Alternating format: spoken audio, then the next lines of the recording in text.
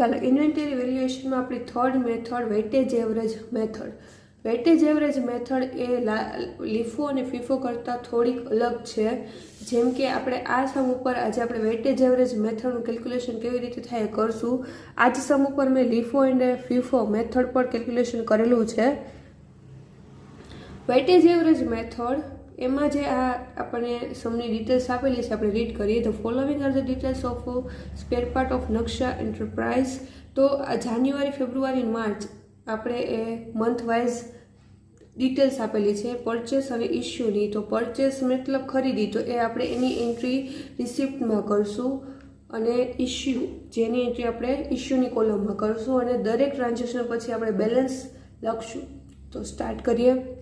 First transaction છે 1 જાન્યુઆરી opening stock નીલ. તો 1 જાન્યુઆરી આપણી કોઈ એન્ટ્રી નહીં થાય, ઓપનિંગ સ્ટોક જ નથી. તો 2 જાન્યુઆરી પરચેસ 100 યુનિટ @ 300 પર યુનિટ પ્રાઇસ. તો આપણે 2 જાન્યુઆરી પહેલાં ડેટ લખવાની. ડેટની કોલમમાં અહીંયા આપણે ડેટ લખશું 2 જાન્યુઆરી. ઓકે, તો હવે 2 જાન્યુઆરીએ પરચેસ 100 યુનિટ પર યુનિટ પ્રાઇસ 300. તો ક્વોન્ટિટીમાં 100, રેટમાં પર યુનિટ પ્રાઇસ 300 અને અહીંયા મલ્ટિપ્લિકેશન કરતાં જે આન્સર આવે તે અહીંયા એટલે 30,000. ઇસ્યુની કોલમમાં ડેશ, આ ડેટ માટે ઇસ્યુની કોલમમાં ડેશ. બેલેન્સ કેટલી છે 100 યુનિટ, 300 પર યુનિટ પ્રાઇસ 30,000. ડન. ચાલો નેક્સ્ટ આપણે જોઈએ. તો હવે નેક્સ્ટ તમારી પાસે શું છે તો કે 15 January issued for consumption 50 unit. 15 જાન્યુઆરીએ તમને કહે છે ઇશ્યુ ફોર કન્ઝમ્પશન 50 યુનિટ. તો 50 યુનિટ એ શું કરે છે ઇશ્યુ કરે છે. 50 યુનિટ ઇશ્યુ કરે છે. તો એની આપણે એન્ટ્રી ક્યાં કરશું? તો પેલા ડેટની એન્ટ્રી કરશું. કઈ ડેટ કઈ છે 15 જાન્યુઆરી. 15 જાન્યુઆરી લખશું પહેલાં.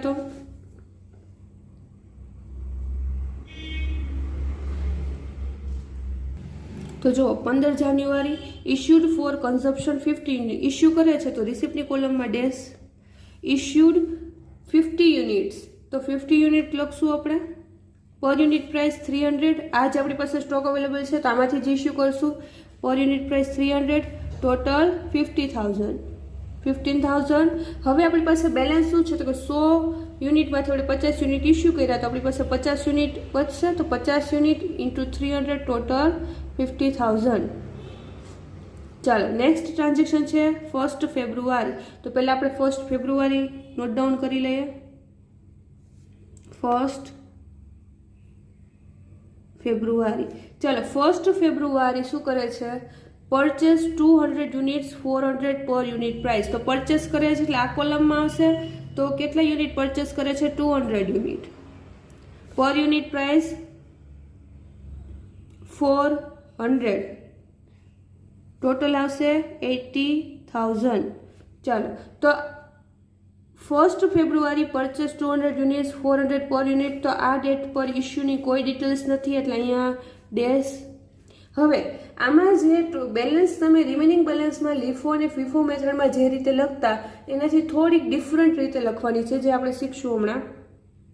હવે 50 યુનિટ આપણી પાસે પહેલેથી છે તો પહેલાં આપણે એ નોટ ડાઉન કરીએ. 50 યુનિટ. રેટનું આમાં કોઈ જ મહત્વ નથી, ન લખો તો બી ચાલશે, આપણે નવું જ મળશે. એટલે 50 યુનિટ ટોટલ 50,000. ડન. ચાલો પછી હવે આપણી પાસે બેલેન્સ શું વધી છે 200 યુનિટ. તો તે લખશું 200 યુનિટ ડેશ 80,000. હવે તમારે આ ટોટલ કરવાનું રહેશે. ટોટલ કરો તો 250 અને 80,000 પ્લસ 15,000.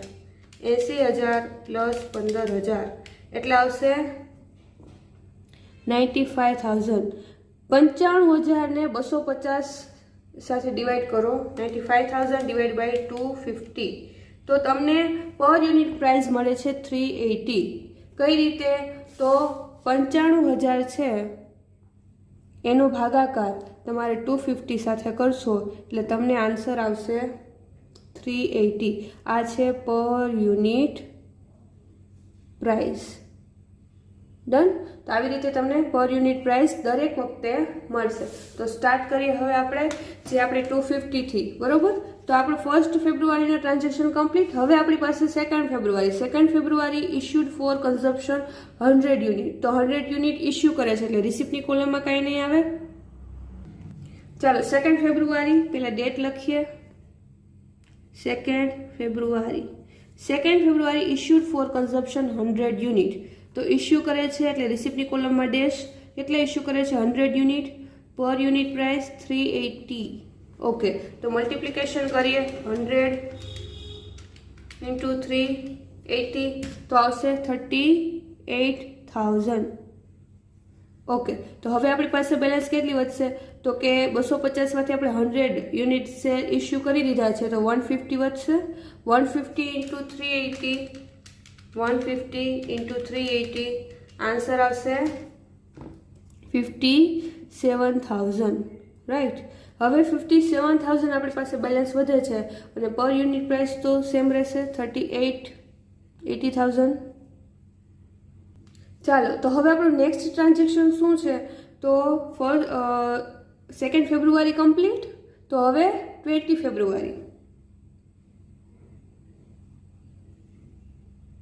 ચાલો 20 ફેબ્રુઆરી કહે છે issued for consumption 100 unit. Issue કરે છે એટલે રિસિપ્ટની કોલમમાં કાંઈ નહીં આવે. ઇશ્યુની કોલમમાં 100 યુનિટ. તો 100 યુનિટ × 380 ટોટલ આવશે 38,000. તો હવે આપણી પાસે કેટલા વધશે યુનિટ? 50 યુનિટ જ વધશે. 150માંથી 100 યુનિટ આપણે ઇશ્યુ કરીએ છીએ 50 × 380. ચાલો 50 × 380 આન્સર આવશે 90,000. ડન. ચાલો હવે 20 ફેબ્રુઆરી પછી આવશે 1 માર્ચ. પહેલાં ડેટ લખીએ 1 માર્ચ. પરચેસ 150 યુનિટ 50 પર યુનિટ પ્રાઇસ છે. તો 150 યુનિટ પરચેસ કરે છે એટલે પરચેસની કોલમમાં 150 × 50 પ્લસ 150 × 50 આન્સર આવશે 7,500. તો ઇશ્યુની કોલમમાં ડેશ. હવે બેલેન્સ જે આપણે ઉપર આ જે રીતે લખી હતી એ જ રીતે બેલેન્સ લખવાની થશે. પહેલાં તમે 50 યુનિટ છે તે લખો. 50 રેટનું કોઈ આપણે ઇમ્પોર્ટન્સ નથી એટલે આપણે નહીં લખીએ. 19,000. હવે આપણી પાસે જે આ બેલેન્સ આવી છે તે લખીએ 150 અને એનું જે અમાઉન્ટ છે લખીએ 7,500.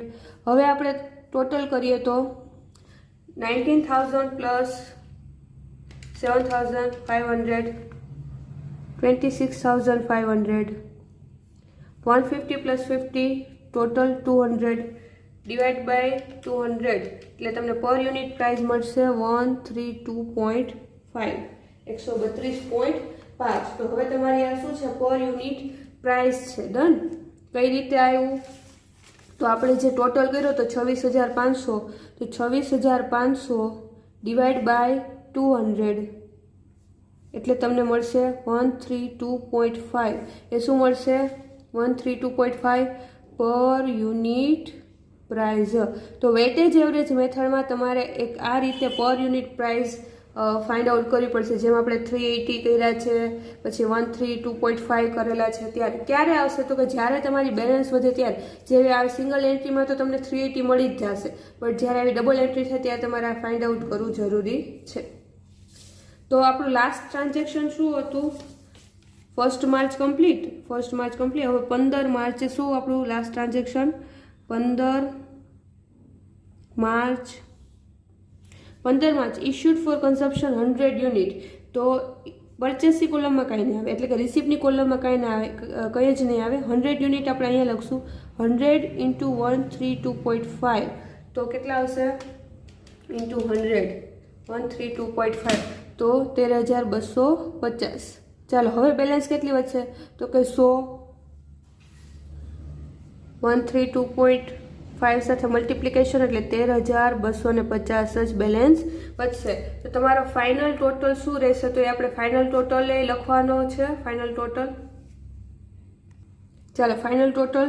તો અહીંયા જે તમારી પાસે 100 યુનિટ છે તે પ્લસ અહીંયા તમારી પાસે 13,250 યુનિટ છે એ, અને પર યુનિટ પ્રાઇસ 132.5. ઓકે, તો લાસ્ટ ટોટલ જે આપણે આ બેલેન્સ છે, જે આ બેલેન્સ છે એ આપણો ફાઇનલ ટોટલ રહેશે. આમાં તમારે આ બધી અમાઉન્ટનો ટોટલ કરવાની જરૂર નથી. જે આપણે લાસ્ટ અમાઉન્ટ મળશે ને તમને લાસ્ટ બેલેન્સ, એ જ તમારો ટોટલ રહેશે. બટ ઇસ્યુની રિસિપ્ટનું ટોટલ, તો કે ક્વોન્ટિટીનો ટોટલ 350, અમાઉન્ટનું ટોટલ 1,04,250.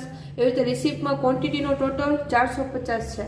તો ઇસ્યુમાં 350 એટલે કે 450 માઇનસ 350 100 આવી ગયા. તો આ બેલેન્સ તમારી સાચી છે, બરાબર. એ જ રીતે રિસિપ્ટ અમાઉન્ટનો ટોટલ 1,17,500 અને ઇસ્યુમાં 1,04,250. તો હવે આ બે બેલેન્સનું તમે ડિફરન્સ મેળવશો તો તમને આવશે 13,250. એટલે કે આ તમારી બેલેન્સ જે છેલ્લી મેળવી છે એ સાચી છે. Thank you so much.